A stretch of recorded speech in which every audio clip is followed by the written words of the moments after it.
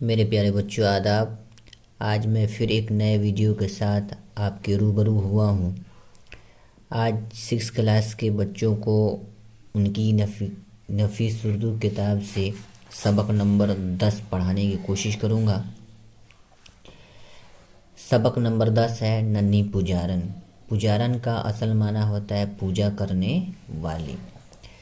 इस नज़्म के अंदर ये बात बयान की गई है कि एक छोटी सी बच्ची के अंदर क्या एहसास और क्या जज्बात है, उसको जो है समझा जाए और उसको समझ बूझ कर उस पर अपना इज़हार ख्याल किया जाए।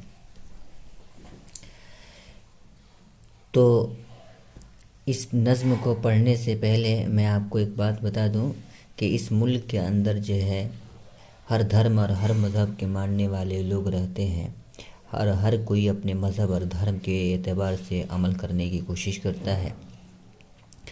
तो ये एक नॉन मुस्लिम लड़की है जो मंदिर में जाकर पूजा पाठ कर रही है, लेकिन वो खुद गई नहीं है बल्कि अपनी माँ को देखती है पूजा पाठ करते हुए, तो अपनी माँ के साथ गई है और माँ उसको जगा के लेके गई है। लेकिन उस बच्ची को अभी पूजा पाठ करने से कोई मतलब नहीं है, बल्कि उसका अभी तो लड़कपन है, उसका बचपना है और वो अपने बचपने में पूजा पाठ से कोई ताल्लुक़ नहीं रखती है, बल्कि उसका दिल अटका रहता है गुड़िया के घर में, गुड़िया के साथ खेलने में।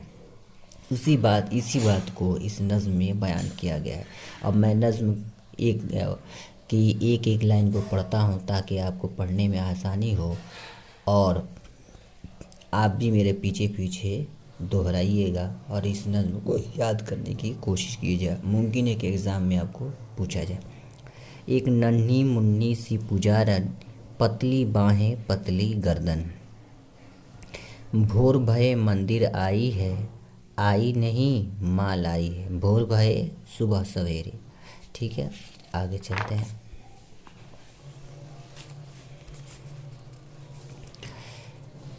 वक्त से पहले जाग उठी है, नींद अभी आँखों में भरी है।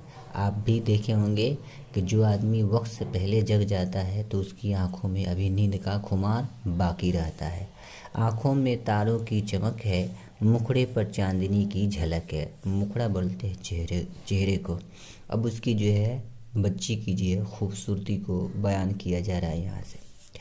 कैसी सुंदर है क्या कहिए, नन्ही सी एक सीता कहिए। सीता रामचंद्र जी की बीवी थी, बहुत खूबसूरत भी थी।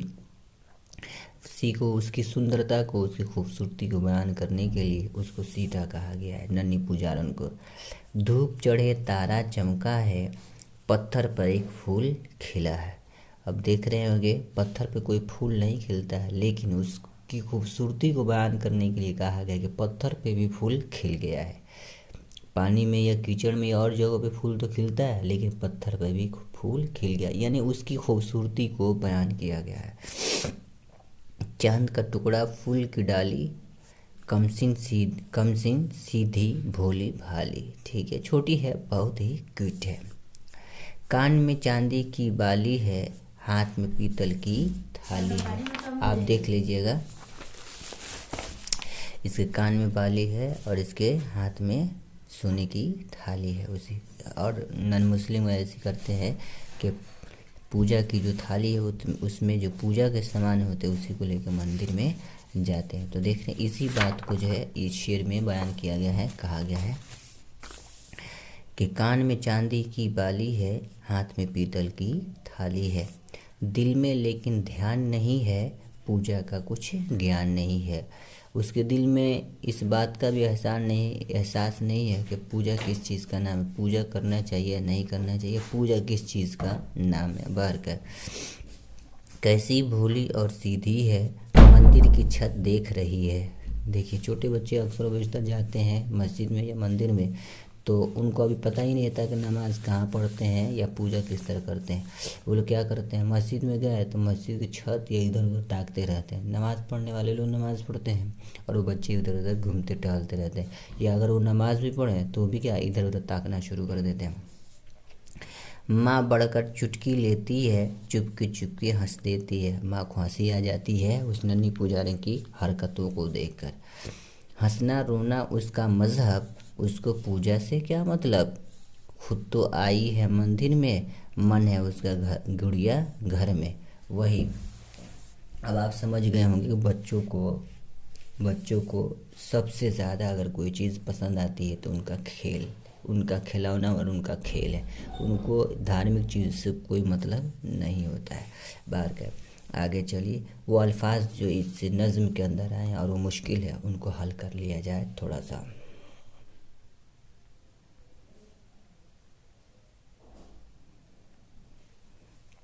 देखिए, पुजारन पूजा करने वाली, मुखड़ा चेहरा, धूप चढ़े सूरज निकलने के बाद, ज्ञान इल्म, भोर भय सुबह के वक्त सुबह सवेरे, सीता रामचंद्र जी की बीवी का नाम, कम सिन कम उम्र। अब आगे चलिए, ये क्वेश्चन आंसर है जो हम आपको लिख के दे दिए हैं। नीचे लिखे हुए लफ्ज़ों से जुमले बने, जुमला बनाना है। पुजारन, नन्ही पुजारन मंदिर गई, इस तरीके से। सुंदर, वो बहुत ही सुंदर लड़की थी। कमसिन, ये इस तरह जुमले आप बना लेंगे। जाना समझ में आप पूछ लीजिएगा। ये उल्टा लिखना है। पतली मोटी, फूल कांटा, कम कम ज़्यादा, इस तरीके से कर लीजिएगा। नीचे दिए हुए लफ्ज़ों की जमा बनाइए, जैसे गुड़िया गुड़ियाँ, नुनमुना बढ़ा देंगे तो यहाँ पे थाली थालियाँ। गलत लिखे हुए लफ्ज़ों का सही इमला लिखिए। गलत इमला का माना आता है स्पेलिंग। ये नन्ही, इसका सही क्या, बाहें गलत लिखा हुआ, सही कीजिए। मुखड़ा गलत लिखा, यहाँ सही लिखिए। पत्थर, धूप, मतलब ये सब पोएम के अंदर लिखा हुआ, नज्म के अंदर लिखा हुआ, आप वहाँ से ढूंढ कर इसको लिख भी सकते हैं। आगे चलिए, आगे कहा गया है कि सामने बनी हुई तस्वीरों को देखकर मिसरे मुकम्मल कीजिए। ठीक है। भोर भये, क्या है ये, मंदिर आई है। नींद अभी, ये क्या है, आँख है, आँखों में भरी है। इसी तरीके से नन्ही पुजारन के बारे में 5 जुमले आप लिखिए, हम लिख कर दे दिए हैं और इसको बुलंद आवाज़ से पढ़ना है। तो प्यारे बच्चों, मैं उम्मीद करता हूँ कि ये सबक आपको समझ में आ गया होगा। आप हमेशा जो है एग्ज़ाम की तैयारी के लिए याद कीजिए, और इसके साथ साथ आपको ये अंदाज़ा होना चाहिए कि आप याद कीजिए, पढ़िए, और जो है अपने इल्म को बढ़ाने के लिए पढ़िए, एग्ज़ाम के लिए पढ़िए। ना ये कि आपको छुट्टी मिल गई है तो आप जो है अपने टाइम को बेकार में ज़ाय कीजिए। चलिए बच्चों, मेरी बात को ध्यान में रखिएगा। आज का सबक हम ख़त्म करते हैं यहीं पे, फिर मिलेंगे अगले सबक के साथ अगले वीडियो में। तब तक के लिए हमें इजाज़त दीजिए। अल्लाह हाफ़िज़।